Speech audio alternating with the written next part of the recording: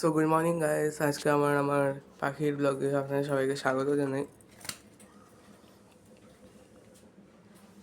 সবাইকে দেখতে এখন ঠিকঠাক হেলদি আছে, আর এই ফিমেলটার হেলথ আগে থেকে অনেকটা ঠিক হয়ে এসছে। যা লাস্ট জোড়া ছিল নিচে, আর এখানে এদের জল খাবার টাবার সব রেডি করেছি, এবার দেবো।